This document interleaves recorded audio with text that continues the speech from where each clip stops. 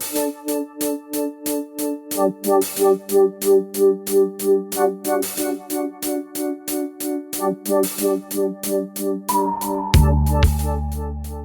back to the Following Your Gut podcast, where health science meets clinical wisdom. I am your host, Roland Pankewich, and yet again, I am going to do an episode all by myself, an a cappella rendition, if you will, of another semi deep dive, because my whole thing is trying to make things as practically understandable as possible.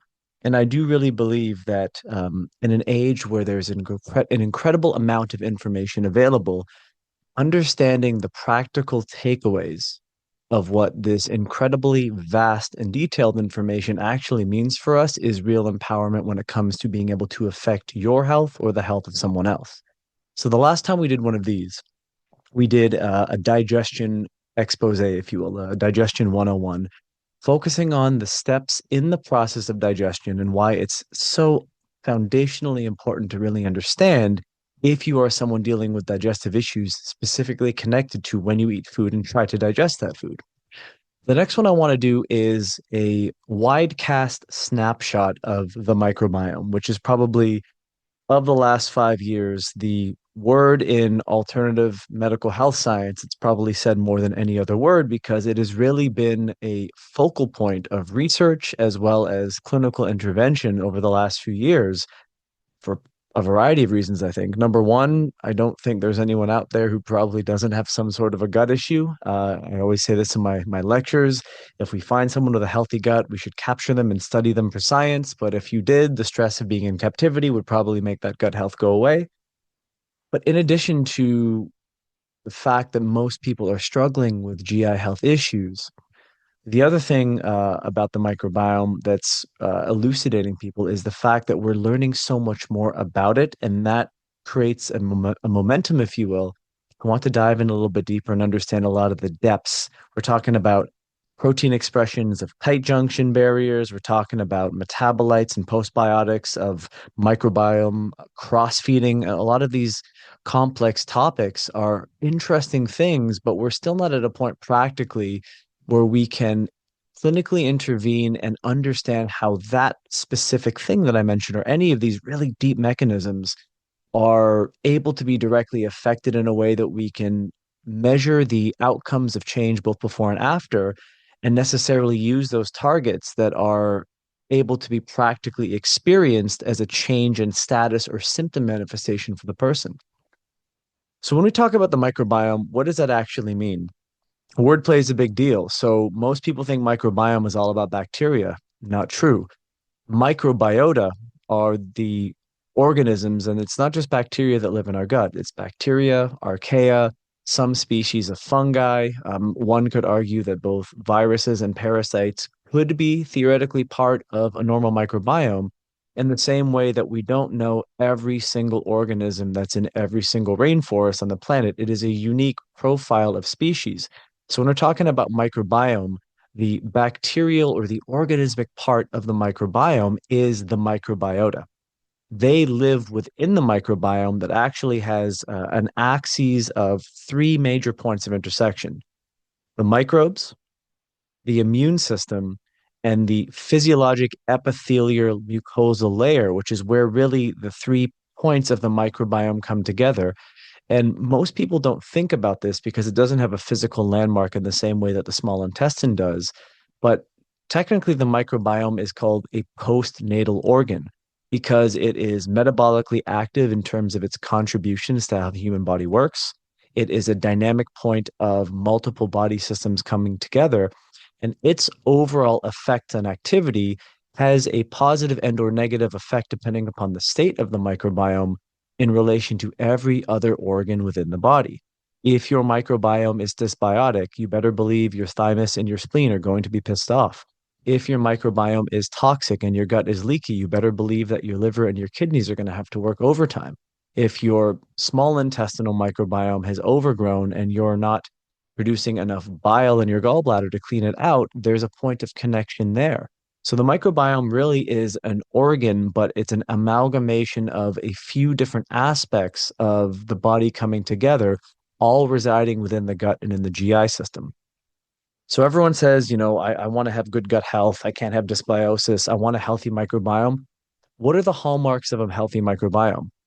Well, from a functional perspective, healthy microbiome relates to the health and diversity of the quantity of microbes that inhabit the microbiome. So the profile of organisms living in the gut are ideally suited to that person's terrain, and each person's microbe profile is unique. The microbiome is seeded by the bacteria that we're exposed to during the birthing process, and it is nurtured and fostered in terms of its growth and development based upon the feeding patterns and the environmental exposure patterns that every human has as a baby. So if one is vaginally born, they go through the birthing canal and their orifices of their face and their skin are exposed to vaginal bacteria. That is the first seeding, if you will, of a large deposit of microbes that inhabits the child. Then the baby gets to directly interact with mom's skin, hopefully. She is able to nurse the baby through the crucial phases of the post birth feeding process because all of that stuff is very intelligently designed in the sense that the oligosaccharides in the milk are actually designed to specifically target and grow the species of bacteria that were recently inoculated by the birthing process. It's really quite elegant. And beyond that, the colostrum that comes out in the breast milk is also when the baby gets another influence in terms of what develops the microbiome beyond the exposure to the microbes. It's the seeding of the immune stimulating factors that help to stimulate the innate and the development of the adaptive immune system. Because the second aspect of the microbiome that's a very, very large influence besides the microbes is the fact that most of our immune cells, a large percentage, at least 60, 70% approximately, they say, reside in our digestive system. And the reason that is it's really the most theoretically dangerous place to the internal sense and status of our body because the gut is an absorptive barrier, not a sealed barrier. So it does theoretically make sense to have these watchmen, if you will, the immune cells that are scanning for any potential threats, positioned at the gut to intercept anything that could come into play.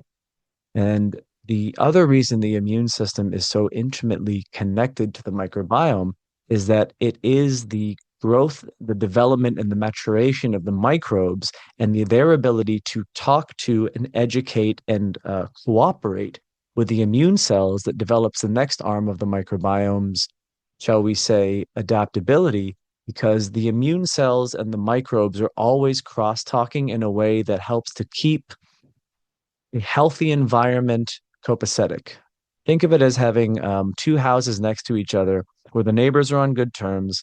They have the respect and knowledge of each other's specific property, and a fence divides the two properties so that this way people can have their own privacy. But if they welcome each other to come into each other's backyards, they simply walk around the corner. That's kind of how the microbes and the immune cells best interact because they shouldn't always be interacting directly together in proximity.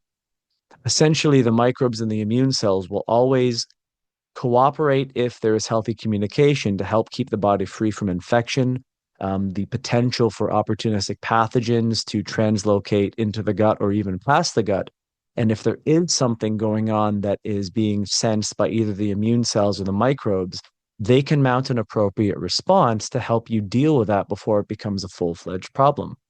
It's very fair to assume that most people listening to this have probably ingested all kinds of microbes on food that's been prepared for them, on surfaces that they've put their hands on and inadvertently touched their face, their nose, their mouth. And if that person has a healthy microbiome in terms of a good profile of bacteria and a, shall we say, appropriately vigilant immune system, then the likely ingestion of bacteria was never known by the body because a symptom was never manifested because the microbiome dealt with the problem before it became critical mass. So to recap, the first arm of a healthy microbiome are the microbes itself. The second aspect is the immune system development based upon the exposure of the microbes during childbirth, the process of nurturing and fostering the growth and development of the diversity of those microbes, which help train the immune system. And the two have a healthy dynamic of communication and cooperation as time goes on, unless, of course, there's a negative intervention in the form of some sort of health issue. And that brings us to the third aspect of the microbiome, which is really the physical tissues where both of these systems take place. Think of this as the terrain, which is comprised of the epithelial layer, which is a single cell thick or single cell layer thick of specialized cells that comprise the small and large intestine. And above that epithelial layer is something called a mucosal layer. And a mucosal layer is exactly what it sounds like, a thick coating of mucus that helps to do a few things. First and foremost, it's a medium by which the immune cells are able to move through. It's also a medium by which things are able to diffuse through, or things that are generated in terms of postbiotic synthesis or epithelial layer synthesis. These compounds are sent into the mucosa so that they're able to be intercepted by the specific targets of what these compounds are meant to interact with. The other thing that the mucosal layer does is it allows the epithelial layer, which is not a very good physical barrier because its job is to absorb things, to have a little bit of a physical barrier of protection that can entrap stuff. Mucus is mostly it's a watery medium that is thickened by what's called a glycoprotein or a glycocalyx. So the physical entrapment of potential things like antigens, bacterial endotoxin, various things that if the immune system can entrap and remove through the bowel, will not get direct access to the epithelial layer, will not potentially get access beyond the epithelial layer into the circulatory systems and negatively impact the body. So, the third aspect of a healthy microbiome is the physical terrain itself, which is designed to house the activities that determine how the microbiome can effectively communicate and interact with us, the organism, because the microbiome has these axes that affect every aspect of our health. There's the gut brain axis, there's the gut lung axis, the gut heart, the gut skin axis. Everything that's happening here will have a direct effect somewhere else in the body. But because these methodologies of communication are not entirely agreed upon in terms of how they work or the elucidation of how they work, a lot of people experience consequences that are symptoms being manifested that likely have direct causal effect in the gut. A very common one that most people will go to a dermatologist for is something like eczema. Most problems with skin issues are connected to issues within the GI immune system microbiome axis because what's going on there is generating something that the skin is trying to detoxify, because the skin is still a very important organ of detoxification, albeit not the most optimal one in terms of how the body wants to do it. But during the birthing process, the digestive system forms first, and the epithelial cells are very similar in structure to the cells of our physical skin barrier. So they're very linked in terms of their innate connection because of the cell types and how they behave together. So that's a very basic premise of what is a healthy microbiome. And I should probably also mention the importance of the mucosal layer is also to give the microbes a healthy and optimal home so that they can be somewhat not in contact, directly in contact with the epithelial cells. Because when that happens, when the mucosal layer excessively thins and the microbes are getting too close to the epithelial barrier, that's when the immune system has to kind of get involved as somewhat of a bouncer or an intervention team. And that's what can cause a negative reaction, because there is supposed to be a dynamic of somewhat separation within the communication from a physical proximity perspective. So I hope that that was a fairly simple thing to understand. There's three major aspects to this: the microbes, the immune system, and the epithelial layer comprising all of the physical tissues where all of the processes of the microbiome take place. So then the question becomes, how does this all break down? Well, considering this is supposed to be a 30-minute episode, we don't have time to get into all of those things, but I believe the functional aspects that are key to know is if one of these systems becomes somewhat imbalanced because of a driver of imbalance or dysfunction, then eventually all of them will become imbalanced, but it doesn't happen in an instant. It can happen fairly acutely, and here's a perfect example. If anyone's had food poisoning here, you know that you're fine until you're not.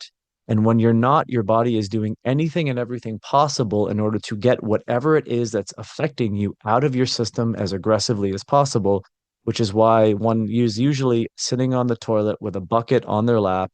Things are coming out of both ends, and they're asking why they're being punished for eating whatever it is they think they ate. That is where something can be very much an instantaneous effect, but that's usually an acute scenario. An acute scenario, hopefully, will allow the body to get back into balance. And it is the innate health and, shall we say, memory of the microbiome that is able to restore normal function after the threat's diminished. That's not where most people are suffering. Where most people are suffering are these chronic, long held, moderate to low level latent issues. And these things can be imbalances in all, eventually, they become imbalances in all that are usually driven by one. One potential path is a change in the profile of microbes, an infection, parasite, something that comes in, alters the profile of microbes, which all of a sudden changes the dynamic that the body has entrained itself to knowing between the communication of the immune system and the microbes themselves. That can cause a disharmonious environment that pisses the immune system off and creates an immune response that always generates somewhat of an inflammation locally to try to initiate the healing in the body. But if the microbiome is unable to heal because of some sort of pervasive infection that can't be dealt with the immune system, over time, that chronic low level inflammation will negatively impact the profile of microbes, the vigilance of the immune system, priming the immune system to be more highly reactive. And ultimately, this takes a physical toll on the degradation of the tissues of the GI system, thinning the mucosal layer, further enhancing the need for the immune system to intervene, stressing out the gut, so causing the dissipation of the integrity of the tight junctions. And then all of a sudden, we have dysbiosis, immune activation, driving the potentiation for leaky gut. And then all hell breaks loose, and the body starts to slowly lose its coherence within the microbiome. So you move from a place of health to dis-ease, and it is the dis-ease of the system's inability to get back to a base of health that ultimately causes the generation and the manifestation of symptoms. Those symptoms no longer being able to be sequestered away and hidden become overt problems that the person experiences in the form of the common issues that can range from anything to bloating and abdominal distension and gas production to dysfunctions of the ability to digest, break food down, to constipation or alterations in bowel habit consistency. And that's just locally in the gut. You can experience further issues like changes in mood and emotional regulation states. You can have skin issues. You can have physiologic joint pain, tightening of fascia in the body, so on and so forth. And that's only if the symptoms potentially that are still localized in the gut start to become a peripheral problem. Down the line, if continually unresolved, the process in the gut can develop and become even more nefarious and negative, causing further disruption of all the connection points to all of the axes that I've mentioned. And I do believe, and modern scientific research is also elucidating this, that a lot of the chronic degenerative conditions we are seeing that typically take, 2, 3 to 4 decades in order to manifest are driven by and connected to dysfunction in the microbiome and whatever access the body has been connected to. Because what happens over the course of time is the body losing its ability to maintain the healthful state of operation and the coherence of not only the individual body system that's being negatively affected, but the whole organism itself starts to break down because the body moves from a place of being able to heal itself from excessive injury to a place of continuously mounting additional injuries or having the severity of that injury get greater and greater over time with a lessening capacity of adaptability, which causes a reduction in the capacity to heal, get back to a baseline of health, and ultimately rid themselves of the condition or the issue in the first place. So I'll try to recap that because that was a lot of stuff there, but a breakdown in the microbiome can be the driver, is often the driver of localized gut issues that people experience. But because we're not necessarily taught to think in terms of one interconnected system, as in what the body really is, if people are experiencing gut issues and they don't go away over time, and then those issues start to become peripheral problems, peripheral meaning issues affecting the body outside of the gut, but still inclusive to the gut, we don't always make the connection point that one thing in the body could be driving something as a source of the problem because we're focused on the source peripherally because it's a bigger problem, when in reality, we have to address things in a root causative aspect. And this is why I think it's so important to do these deep dives because almost everyone I've ever seen clinically, especially in a state of degeneration, not only has an active issue or a chronic load of some sort that's negative going on within their gut, but when I do what I call story time when I'm working with people, I start to ask them about the experiences that they've had in their past just to see how long certain things have been there. Was there one of those acute events that happened and they never felt the same again? I've seen that before. Have they had years of issues of things being a certain way, but they just wrote it off to being, oh, well, I didn't know it wasn't supposed to be like that, so I just ignored it? That I've seen as well. The classic story of I've been this way, I've tried everything to alleviate it, I can't figure out what's going on and nothing works. That's going on as well. The unfortunate part about how all of these things manifest is there is no playbook, nor is there a repeatable blueprint that connects one person's story of generation and resolution to another person's story of generation and resolution. It really is multifactorial and unique to the individual. But it doesn't mean that some best practices or some sort of, big breakthrough that was useful for someone cannot give another separate individual some aspect of benefit, relief, or hope. But it really does come down to figuring out all of the details of the person, i.e., who you're working with, or in the case of someone listening, what you've experienced as an individual and trying to elucidate the patterns of things that ultimately make it worse and make it better. When trying to heal gut health issues, we have our own philosophy. We call it the master philosophy. And the reason I'm doing the microbiome now rather than before doing digestion is a lot of these things are driven by issues with digestion, food choices, and the inability to break food down, nourish the body, and then not pollute and contribute to negativity in terms of the development of dysbiosis in the microbiome. So, without treating anyone or making any specific claims, the first place I always start with people is the process of digestion because it's one of those things that if you make it better, everything to some degree in the body seems to get better. The second aspect is looking at clues of fostering the knowledge, elucidation of the patterns that you experience. Does the time of day that you eat or the time of day that you do something where it positively or negatively impacts the gut become a repeatable thing that you can actually pinpoint? Is your GI symptoms, or are your GI symptoms, I should say, um, very patternistic? Do they present themselves the same way in terms of the course of the day, in regards to how they are being experienced? What I mean by that is, do you notice that there is a certain pattern that happens in the morning? Do you sort of notice that something happens in the evening time, kind of in a way where you can set a watch to it? Those patterns matter. Other aspects are, is it different on weekends? Is it different during the week? Do physical stresses help or hinder? Do psychological and emotional stresses help or hinder? Does taking a certain kind of probiotic give you a certain effect? Does taking a certain herb or an antimicrobial give you an effect that is helpful or more hindering? These are the things that you have to think about when you're trying to solve a problem in terms of dealing with a diseased or pathological microbiome, because the process of how it developed, again, is an individual thing. A very important thing that I always talk to people about is if they can remember what was their early life exposure. I did say that nature has a divine plan in terms of how to create an optimal microbiome for the person via the birthing process and the feeding process. But thinking back to how one was born, the knowledge of how they were born, the knowledge, if it's attainable, of how they were breastfed, the environmental exposures they had. Did they grow up with pets? Were they allowed to go outside, or were they overly sanitized for the fear of germs?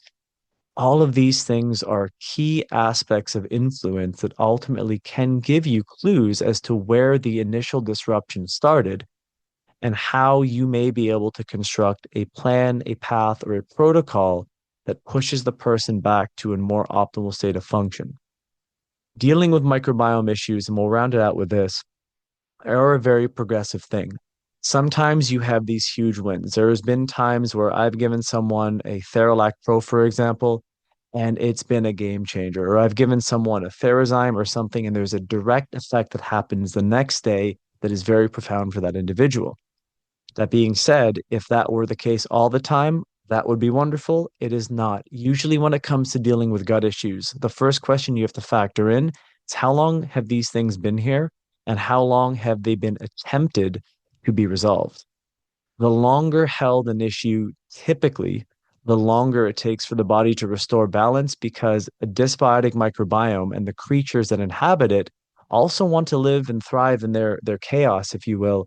So they develop these strategies to evade the immune system, to evade certain ways of antimicrobial intervention. And over the course of time, if someone's had a multitude of different antibiotics, some pathogens can become quite antibiotic resistant or pharmaceutical resistant, while the more fragile and ecosystem anchoring keystone species are more antibiotic susceptible. So there's a lot of elements and wrenches that can be thrown in the process.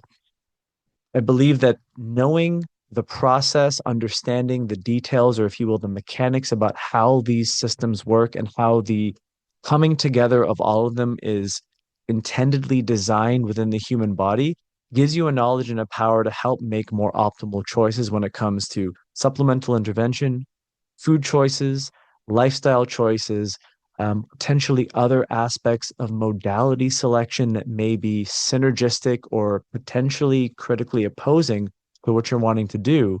And the most important thing is that you give everything and anything you do its due time to see how the body responds, because any intervention that you put into the body is actually the body that restores its own health and vitality based upon the signal that the supplement, the dietary change, the lifestyle change, the realization that you need to have ultimately impacts upon the body in terms of an effect.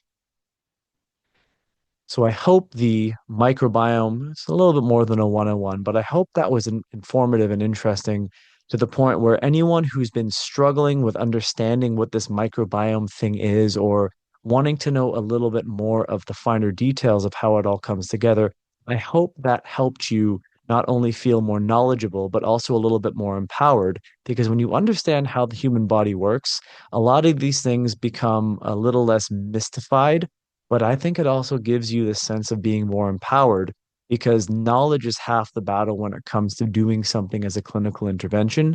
And the more strategic you are because of a more well-defined or well-developed knowledge, hopefully the outcome of the decision that you have made can be more effective for you in the process. As always, I very much appreciate the opportunity to do this. So thank you for continuing to listen and to support us. We'll be back with another episode. More great guests to come, lots of great interviews, hoping to bring you some of the best content out there in regards to gut health and more.